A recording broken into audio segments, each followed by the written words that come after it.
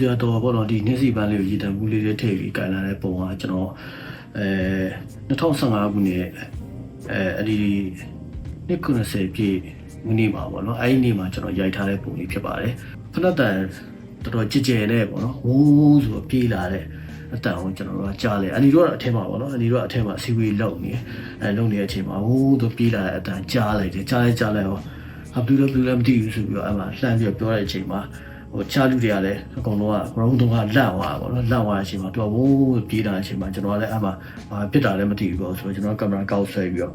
သူတယောက်တော့ပြေးလာတော့လမ်းတွေ့လိုက်တယ်ဘယ်မှမသိလိုက်ဘူးအဲ့ကျွန်တော်လည်းကင်မရာနဲ့ကောက်ပြီးတော့အဲ့တပ်ပုံလေးကိုကျွန်တော်ရိုက်လိုက်တာအမေရနှစ်ပုံလောက်ပဲဟိုသာဖြစ်တာပေါ့နော်အဲ့လောက်ပဲကျွန်တော်ရိုက်ဖြစ်လိုက်တာကျောင်းလို့ကြတဲ့ကလေးတယောက်ပြေးလာတယ်ပေါ့ဒါမျိုးပေါ့နော်ဒီတစ်ပုံလေးကခဏီမွေးနေမှာပဲဖြစ်ဖြစ်ဒီကိုစရာတော့အထိမ့်မှတ်နေတယ်ဖြစ်မွေးနေပါပဲဖြစ်ဖြစ်ဟောနော်အဲ့အထိမ့်မှတ်နေတယ်ဆိုလို့ရှိရင်ဒီတစ်ပုံလေးကပြင်မှအမိတက်လာတယ်ပေါ့နော်တက်လာတဲ့အတွက်လည်းဟိုမတရားတစ်ခုဖြစ်တာပေါ့ဗျာကျွန်တော်တို့ကတင်းတစ်ပုံသမားတွေကျွန်တော်ကလာတာဆိုတော့ဒီ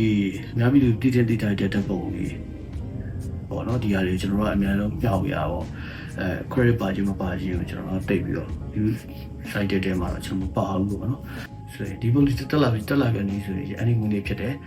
အခုရတော့နေဒါမှအထိမ့်မှတ်တစ်ခုပေါ့နော်အများစုကတော့အဲ့ဒီငွေလေးမှာဒီပုံလေးတက်လာတယ်ပေါ့ဒီပုံလေးတက်လာတဲ့ခါကျရင်တော့အဲ့ဒီကအဖြစ်ပြက်လေးတွေပြန်သွားပြီးတော့ညင်ပြီးအဲ့ဒီငွေလေးပေါ့နော်ဒီပြီးတော့မှ